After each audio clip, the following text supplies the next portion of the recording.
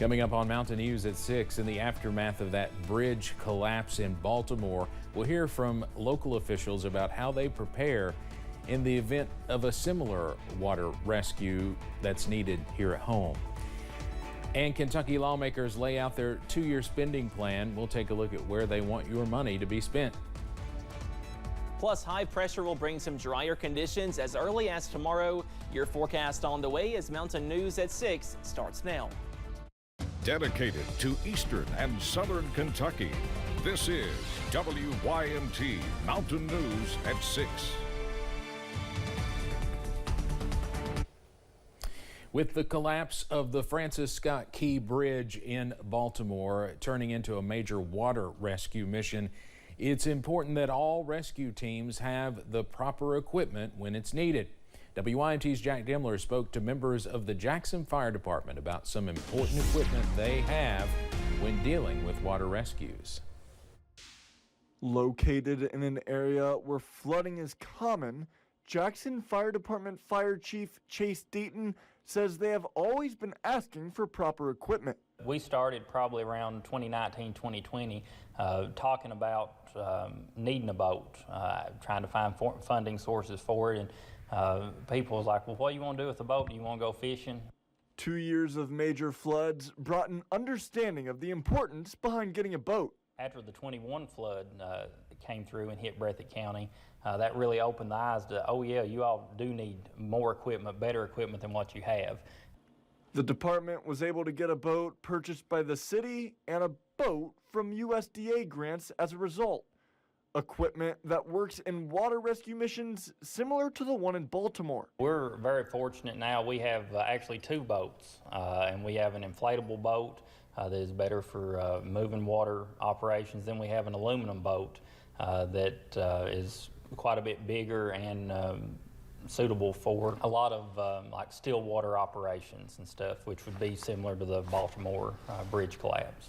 In a statement from the Kentucky Transportation Cabinet, the Transportation Cabinet says they prioritize bridge safety and take a rigorous approach to regularly inspect the more than 14,000 state and county-owned bridges, saying the bridges are inspected at least every 2 years, and in some cases yearly, depending on the age, condition, and design to ensure they are structurally sound, making sure the Commonwealth is prepared for dangerous situations.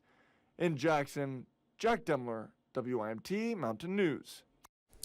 In their statement, the Transportation Cabinet says if damage or deterioration is identified, the bridges are closed out of caution to allow engineers time to inspect the structure and make sure the bridge is safe for travelers. The chairman of the Senate Transportation Committee had some remarks about that bridge collapse earlier today. Chairman Jimmy Higdon says there is always a possibility this situation can occur when ships are going under bridges.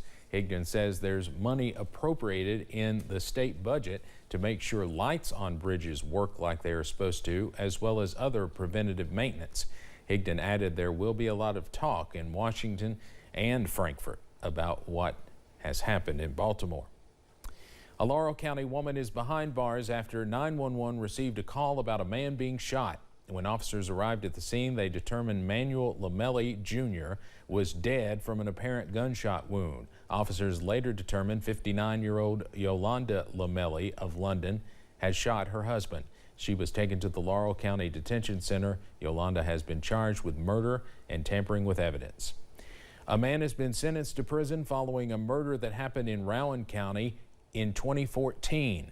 29-year-old Anthony Payson, along with 4 others, were involved in a break-in resulting in the murder of Bo Otis in his Rowan County home. KSP identified Payson as the man who fired the deadly shot.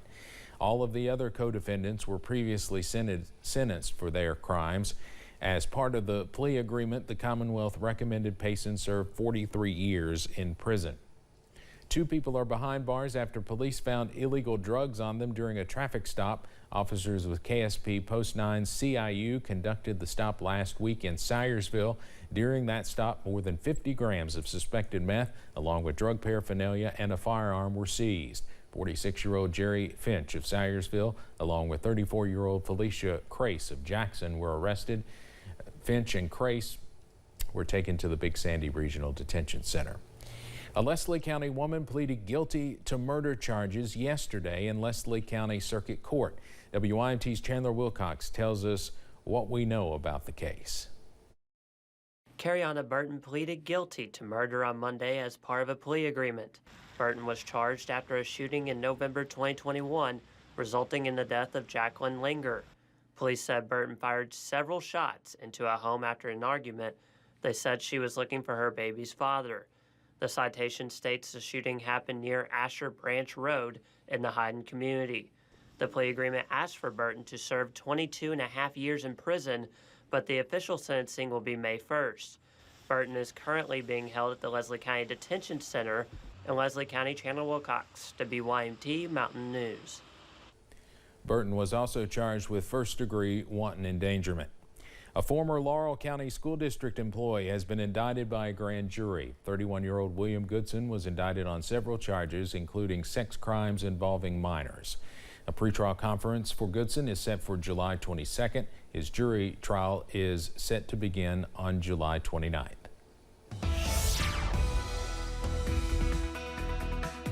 Well, after some gross weather on Tuesday, we are slowly drying out as we go into this evening. Up on First Alert Pinpoint Doppler, we are drier in London, also Corbin, drier in Stanton, also drier in Moorhead. Still watching out, though, for a few showers in far southeast Kentucky, pushing into Middlesboro, also close to Harlan, moving into Hazard, also Hindman, and a few more showers moving into places like Pikeville, also pushing into the Big Sandy Valley for Paintsville, also close to Louisa at this hour as well. But again, a slow drying trend is on the way as we go into this evening, all thanks to a cold front. And once this system passes behind this, we are tracking some more drier, also some more cooler weather as we go into this evening. Also tonight, and high pressure is set to take over for Wednesday, Thursday, Friday. So some even more drier weather is on the way for the middle of this week. Those current temperatures in the middle to upper 50s and a few lower 60s close to Lake Cumberland. But for most of us, we stay in the middle to upper 50s this evening. But again, some cooler air is on the way once that system passes, and lows are back in the middle to upper 40s and a few lower 50s as you wake up on Wednesday. But once again, high pressure is the big story tomorrow, but that does not last for too much longer as we see some more rain chances by Easter weekend. Those details coming up in just a few minutes. Steve? Cameron, thank you. Officials with Congressman Rogers' office says Rogers has secured $3 million to help build homes for victims in the July 2022 flood. The funding will go to the Housing Development Alliance, which will allow them to build affordable homes for survivors of that flood. Here's part of a statement from Congressman Rogers today. Quote, "I was honored to secure $3 million to help the Housing Development Alliance build homes for families and individuals who need them the most. It is my hope that these new, affordable, safe homes will help flood survivors move forward with greater peace of mind." Congressman Rogers also says $500,000 has been secured for the U.S. Army Corps of Engineers.